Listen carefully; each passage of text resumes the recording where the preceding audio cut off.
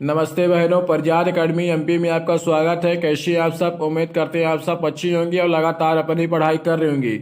आज हम देखेंगे योजना के सवाल, पोषण एवं स्वास्थ्य के सवाल और बाल विकास यानी सीडीपी के सवाल।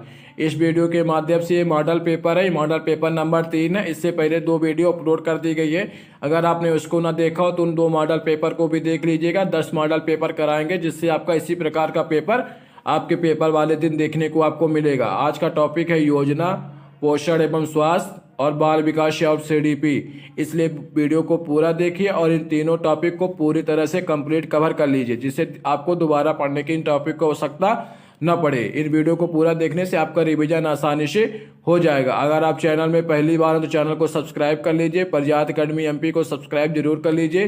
वीडियो अच्छी लगे तो वीडियो को लाइक कीजिएगा और कमेंट करके बताइएगा कि सीरीज कैसी चल रही है। अगर आप इसकी पीडीएफ चाहते हैं तो प्रज्ञान अकेडमी एमपी नाम से टेलीग्राम चैनल से जुड़कर आप लोग इसकी पीडीएफ भी प्राप्त कर सकते हैं। अगर आपको चारों सब्जेक्ट की पीवाईक्यू एमसीक्यू की ई बुक चाहिए तो जो ये नंबर दिया गया है 7389117670, इस नंबर पे व्हाट्सअप नंबर पे मैसेज करके आप लोग पीवाईक्यू एमसीक्यू की ई बुक भी ले सकते हैं। चलिए शुरू करते हैं आज के वीडियो को। सबसे पहले हम देखेंगे योजना से संबंधित सवाल। क्वेश्चन नंबर 1, सबसे पहले हम देखेंगे योजना संबंधी MCQ. Question number 1, Beti Bachao Beti Padhao योजना कब शुरू की गई थी? ऑप्शन देखिए 2012, 2015, 2018, 2020। बेटी बचाओ बेटी पढ़ाओ योजना कब शुरू की गई थी? इसका आंसर होगा ऑप्शन बी 2015।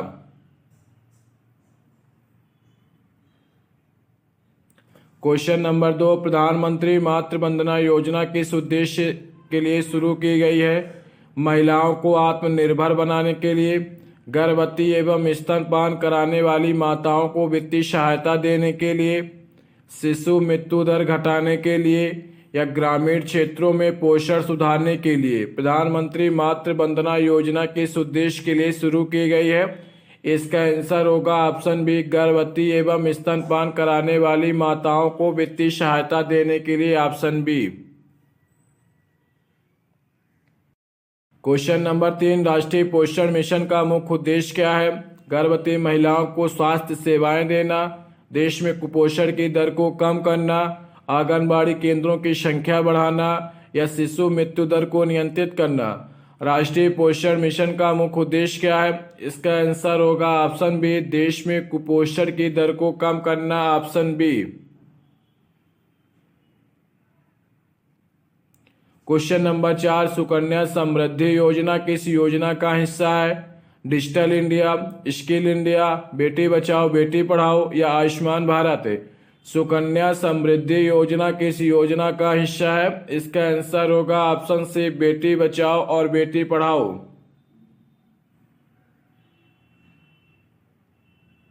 क्वेश्चन नंबर 5, प्रधानमंत्री उज्ज्वला योजना के तहत क्या प्रदान किया जाता है?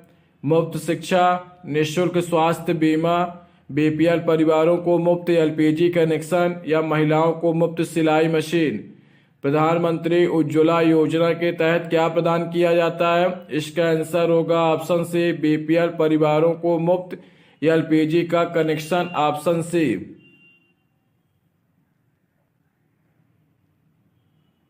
क्वेश्चन नंबर 6, राष्ट्रीय कृषि योजना का मुख्य उद्देश्य क्या है? महिलाओं को स्वरोजगार देना, कामकाजी महिलाओं के बच्चों की देखभाल, लड़कियों की शिक्षा को बढ़ावा देना या बाल विवाह रोकना? राष्ट्रीय कृषि योजना का मुख्य उद्देश्य क्या है? इसका उत्तर होगा ऑप्शन बी, कामकाजी महिलाओं के बच्चों की देखभाल, ऑप्शन बी। इंदिरा गांधी मातृत्व सहयोग योजना में कितनी वित्तीय सहायता दी जाती है? 3000, 5000, 6000 या 10,000? इंदिरा गांधी मातृत्व सहयोग योजना में कितनी वित्तीय सहायता दी जाती है? इसका आंसर होगा ऑप्शन बी, 5000। और प्रधानमंत्री जो वर्तमान में चल रही है उसका आंसर होता है, उसमें 6000 दी जाती है, लेकिन जो इंदिरा गांधी मातृत्व सहयोग योजना है उसमें वित्तीय सहायता 5000 दी जाती है। Question number 8, one stop centre scheme का उद्देश्य क्या है? महिला सशक्तिकरण, हिंसा से प्रभावित महिलाओं को सहायता, ग्रामीण महिलाओं के लिए रोजगार या महिला शिक्षा को बढ़ावा देना? वन स्टॉप सेंटर स्कीम का उद्देश्य क्या है? इसका उत्तर होगा ऑप्शन बी, हिंसा से प्रभावित महिलाओं को सहायता, ऑप्शन बी।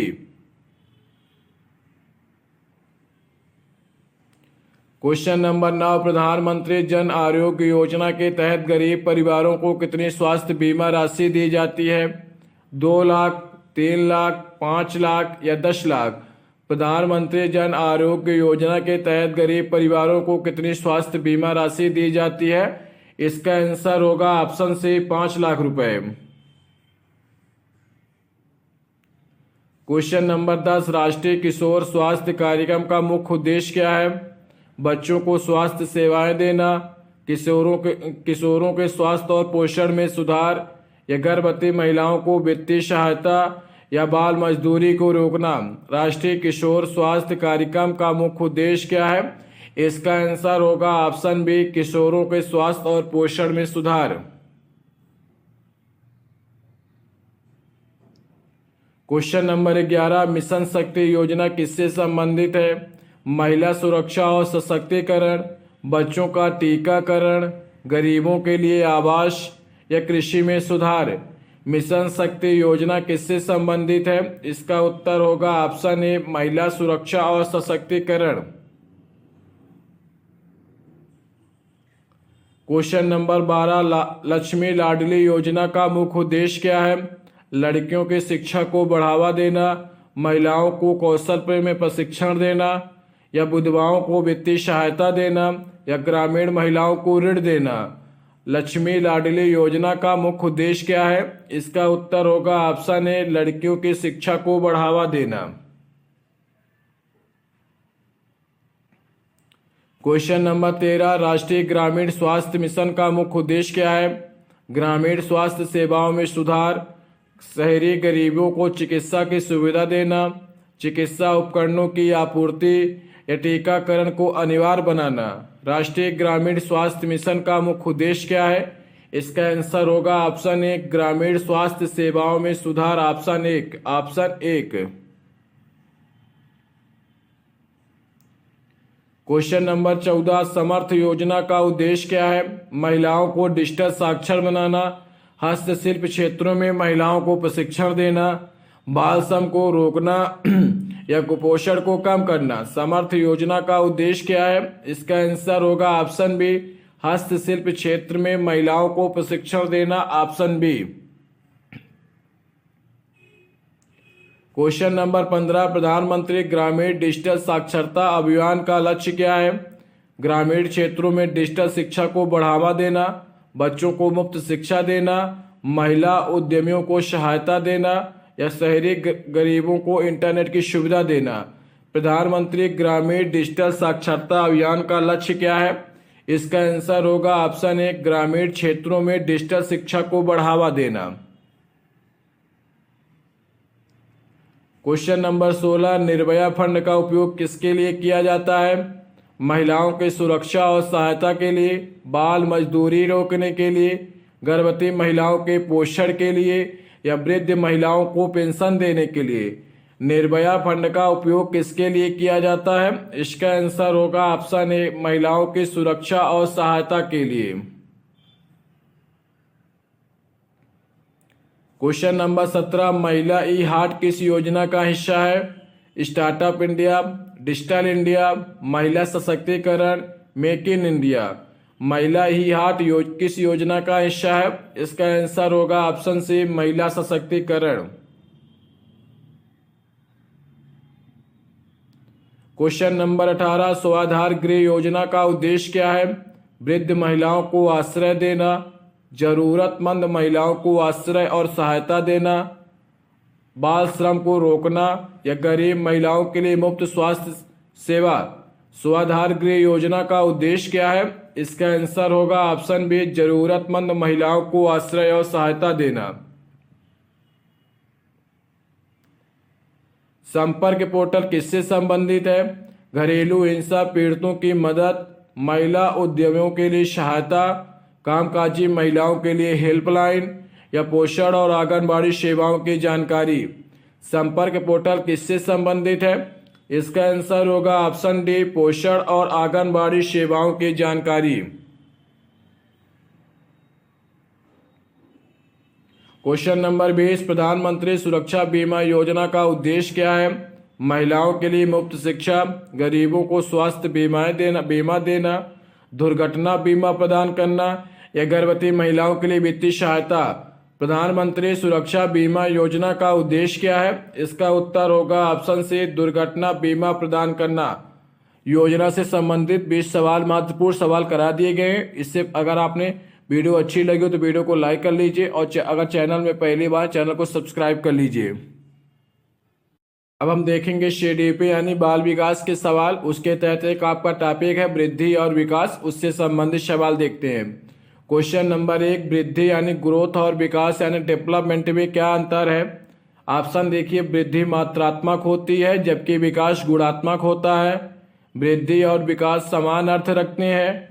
वृद्धि मनोवैज्ञानिक परिवर्तन को दर्शाती है। विकास केवल शारीरिक परिवर्तन को संदर्भित करता है। वृद्धि और विकास में क्या अंतर है? इसका आंसर होगा ऑप्शन ए, वृद्धि मात्रात्मक होती है जबकि विकास गुणात्मक होता है। ऑप्शन 1।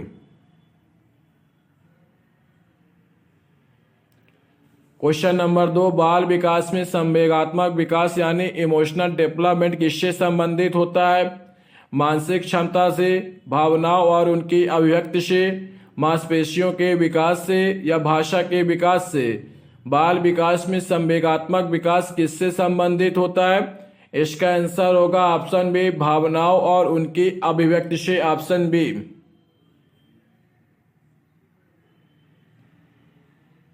सीखना यानी लर्निंग किस प्रकार की प्रक्रिया है? ऑप्शन देखिए, जन्मजात, स्थायी और अनुभवों पर आधारित, केवल स्कूल में होने वाली प्रक्रिया या आनुवांशिक रूप से पूर्व निर्धारित है। सीखना किस प्रकार की प्रक्रिया है? इसका आंसर होगा ऑप्शन बी, स्थायी और अनुभवों पर आधारित है। क्वेश्चन नंबर 4, परिपक्वता यानी मैच्योरेशन का क्या अर्थ है?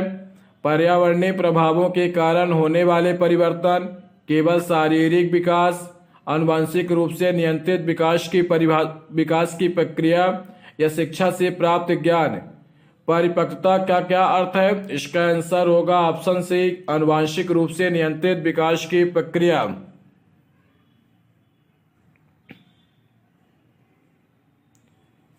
क्वेश्चन नंबर 5, सुगठित अवलोकन विधि किसके लिए उपयोगी होती है? बालक के व्यवहार और विकास को समझने के लिए, केवल शारीरिक वृद्धि को मापने के लिए, भाषा कौशल के विकास को समझने के लिए या गणितीय कौशल को मापने के लिए। सुगठित अवलोकन विधि किसके लिए उपयोगी होती है? इसका उत्तर होगा ऑप्शन ए, बालक के व्यवहार और विकास को समझने के लिए। क्वेश्चन नंबर 6, कौन सा कारक बालक के विकास को प्रभावित नहीं करता? आनुवंशिकता, पर्यावरण, पोषण या पसंदीदा रंग।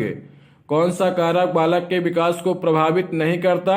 इसका आंसर होगा ऑप्शन डी, पसंदीदा रंग।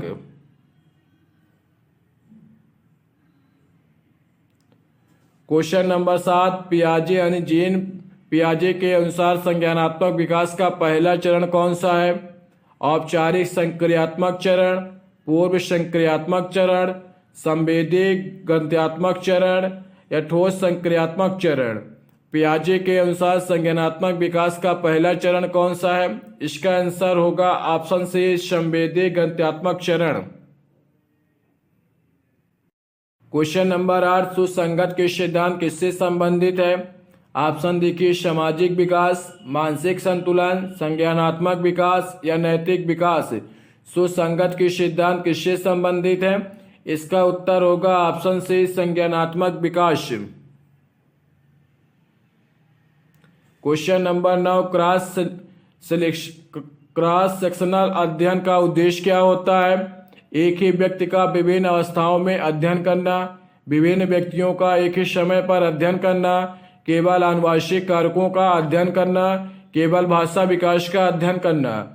क्रॉस सेक्शनल अध्ययन का उद्देश्य क्या होता है? इसका उत्तर होगा ऑप्शन बी, विभिन्न व्यक्तियों का एक ही समय पर अध्ययन करना।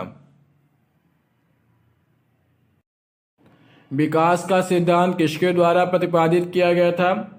कोहलबर्ग, फ्रायड, पियाजे या वाइगोस्की। विकास का सिद्धांत किसके द्वारा प्रतिपादित किया गया था? इसका आंसर होगा ऑप्शन सी पियाजे। क्वेश्चन नंबर 11, शिशु के विकास का कौन सा सिद्धांत कहता है कि विकास सिर से पैर की ओर होता है? प्रॉक्सिमोडिस्टल सिद्धांत, कोशिका विभाजन सिद्धांत, स्पोलोकडल सिद्धांत या सीखने का सिद्धांत। शिशु के विकास का कौन सा सिद्धांत कहता है कि विकास सिर से पैर की ओर होता है? इसका आंसर होगा ऑप्शन सी सेफैलोकॉडल सिद्धांत, ऑप्शन सी। क्वेश्चन नंबर 12, बालक का मानसिक विकास मुख्य रूप से किस पर निर्भर करता है?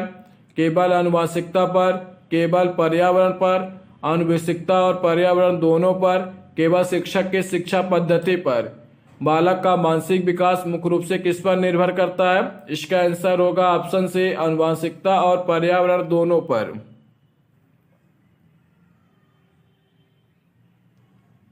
क्वेश्चन नंबर 13, बालक का भाषा विकास किस प्रकार की प्रक्रिया है? जन्मजात, पर्यावरण पर निर्भर, प्राकृतिक और सीखने पर आधारित, केवल औपचारिक शिक्षा पर निर्भर।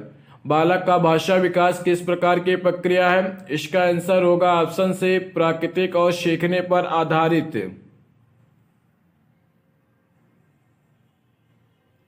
क्वेश्चन नंबर 14, कौन सा कारक प्राथमिक अवस्था में बालक के व्यक्तित्व विकास को सर्वाधिक प्रभावित करता है?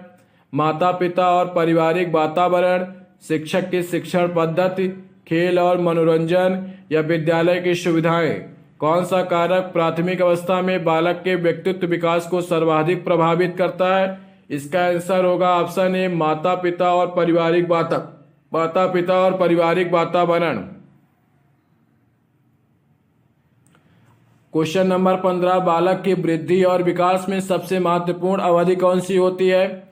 जन्म से 2 वर्ष तक, 2 से 6 वर्ष तक, 6 से 12 वर्ष तक या किशोरावस्था यानी 12 से 18 वर्ष तक। बालक की वृद्धि और विकास में सबसे महत्वपूर्ण अवधि कौन सी होती है? इसका आंसर होगा ऑप्शन बी 2 से 6 वर्ष तक।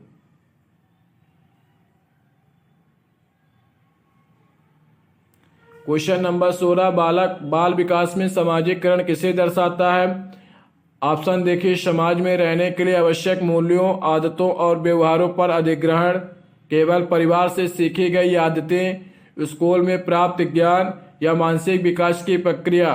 बाल विकास में सामाजिकरण किसे दर्शाता है? इसका आंसर होगा ऑप्शन ए समाज में रहने के लिए आवश्यक मूल्यों, आदतों और व्यवहारों का अधिकरण। क्वेश्चन नंबर 17, कोहल वर्ग के नैतिक विकास सिद्धांत के अनुसार कौन सा चरण प्रथम होता है? उत्तर संकलनात्मक चरण, परंपरागत चरण, पूर्व संकल्पनात्मक चरण या औपचारिक संक्रियात्मक चरण।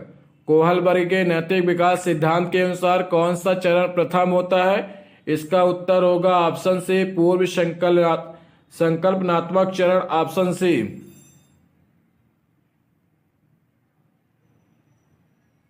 क्वेश्चन नंबर 18, इरिक्सन के मनोसामाजिक विकास सिद्धांत के अनुसार बाल्यावस्था का प्रमुख संघर्ष कौन सा होता है? आत्मीयता बनाम अलगाव, आत्म परिभाषा बनाम या भूमिका का भ्रम, आत्मनिर्भरता बनाम संदेह या पहल बनाम अपराध बोध। इरिक्सन के मनोसामाजिक विकास सिद्धांत के अनुसार बाल्यावस्था का प्रमुख संघर्ष कौन सा होता है? इसका आंसर होगा ऑप्शन सी आत्मनिर्भरता बनाम संदेह।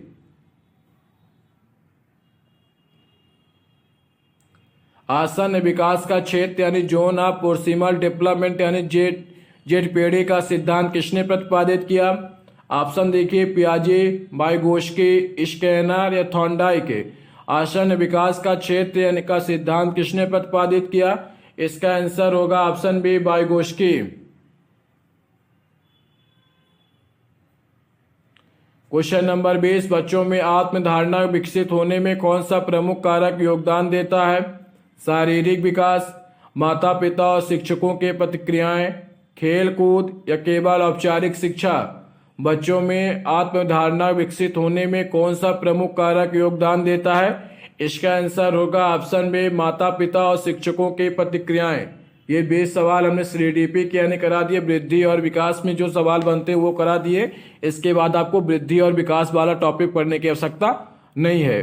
अगर वीडियो अच्छी लग रही हो तो वीडियो को लाइक कर लीजिए। चैनल में पहली बार, चैनल को सब्सक्राइब कर लीजिए। ई बुक लेना चाहते हैं तो 73 89 11 76 70 ये व्हाट्सअप नंबर है। इसमें मैसेज करके आप लोग ई बुक भी ले सकते हैं जो PYQ बेस है। अब हम देखेंगे पोषण एवं स्वास्थ्य संबंधी MCQ। क्वेश्चन नंबर 1, उत्तकों की मरम्मत और प्रतिरक्षा प्रणाली के लिए कौन सा पोषक तत्व आवश्यक है? ऑप्शन देखिए, कार्बोहाइड्रेट, प्रोटीन, वसा या रेशे या फाइबर। उत्तकों की मरम्मत और प्रतिरक्षा प्रणाली के लिए कौन सा पोषक तत्व आवश्यक है? इसका आंसर होगा option B, protein. Question number 2, vitamin D की कमी से कौन सा रोग होता है? स्कर्वी, रिकेट्स, रतौंधी या बेरी। विटामिन डी की कमी से कौन सा रोग होता है? इसका आंसर होगा ऑप्शन बी, रिकेट्स।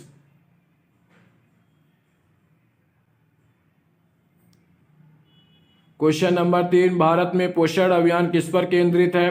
स्वच्छता, मातृ एवं बाल पोषण, टीकाकरण या मानसिक स्वास्थ्य। भारत में पोषण अभियान किस पर केंद्रित है? इसका उत्तर होगा ऑप्शन बी, मातृ एवं बाल पोषण। क्वेश्चन नंबर 4, आयरन का सबसे समृद्ध स्रोत कौन सा है? दूध, पालक, केला या चावल। आयरन का सबसे समृद्ध स्रोत कौन सा है? इसका आंसर होगा ऑप्शन बी, पालक।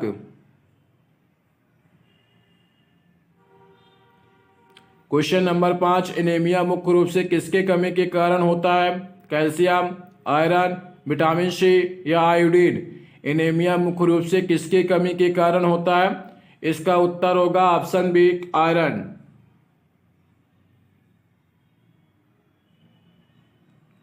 जल घुलनशील विटामिन है? Vitamin A, vitamin B12, vitamin D या विटामिन ए। जल घुलनशील विटामिन है। इसका आंसर होगा ऑप्शन बी, विटामिन B12। वयस्कों के लिए प्रतिदिन पानी की अनुशंसित मात्रा लगभग कितनी होती है? 1 से 2 लीटर, 2 से 3 लीटर, 4 से 5 लीटर, 5 से 6 लीटर। वयस्कों के लिए प्रतिदिन पानी की अनुशंसित मात्रा लगभग कितनी होती है? इसका आंसर होगा ऑप्शन बी, 2 से 3 लीटर। क्वेश्चन नंबर 8, घेंगा यानी गॉइटर किसके कमी से जुड़ा है? आयोडीन, जिंक, फ्लोराइड या आयरन। घेंगा यानी ग्वाइटर किसकी कमी से जुड़ा है? इसका आंसर होगा option A, iodine. Question number 9, कौन सा कार्बोहाइड्रेट आहारीय रेशा यानी फाइबर है? Glucose, sucrose, cellulose, lactose. कौन सा कार्बोहाइड्रेट आहारीय रेशा यानी फाइबर है? इसका आंसर होगा option C, cellulose. Question number 10, BMI का क्या मापता है? शरीर में वसा का प्रतिशत, वजन और ऊंचाई का अनुपात, मांसपेशियों का द्रव्यमान, हड्डियों का घनत्व। BMI क्या मापता है? इसका आंसर होगा ऑप्शन बी, वजन और ऊंचाई का अनुपात।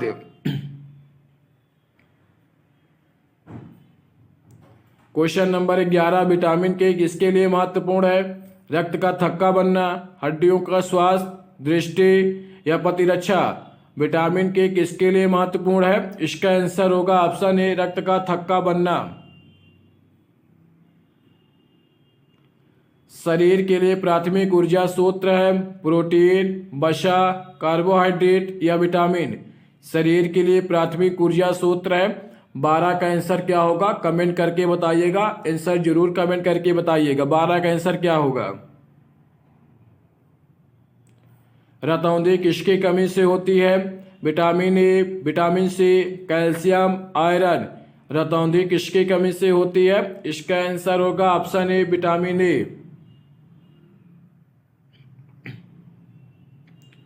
1 ग्राम वसा से प्राप्त ऊर्जा है? 4 kilo calorie, 7 kilo calorie, 9 kilo calorie, 12 kilo calorie. 1 ग्राम वसा से प्राप्त ऊर्जा है। इसका आंसर होगा option C 9 kilocalorie. Question number 15, osteoporosis किसके कमी से जुड़ा है? आयरन, कैल्शियम, सोडियम या पोटेशियम। ऑस्टियोपोरोसिस किसकी कमी से जुड़ा है? इसका आंसर होगा option B calcium. Question number 16, शिशु को पहले कितने महीने तक केवल स्तनपान कराने की सलाह दी जाती है? 3 महीने, 6 महीने, 9 महीने या 12 महीने। शिशु को पहले कितने महीने तक केवल स्तनपान कराने की सलाह दी जाती है? इसका उत्तर होगा ऑप्शन बी 6 महीने। बेरी बेरी किस विटामिन की कमी से होता है? विटामिन B1 यानी thymine, vitamin B12, vitamin C या विटामिन डी। बेरी बेरी किस विटामिन की कमी से होता है? इसका आंसर होगा ऑप्शन ए विटामिन B1 यानी थायमीन। क्वेश्चन नंबर 18, आंगनबाड़ी केंद्र किसका हिस्सा है? मिड डे मील योजना का, ICDS यानी समेकित बाल विकास सेवाओं का, स्वच्छ भारत मिशन का या राष्ट्रीय स्वास्थ्य मिशन का। आंगनबाड़ी केंद्र किसका हिस्सा है? इसका आंसर होगा ऑप्शन बी ICDS समेकित बाल विकास सेवाएं यानी ICDS का। क्वेश्चन नंबर 19, निम्नलिखित में से कौन सा गैर संचारी रोग है यानी NCD है?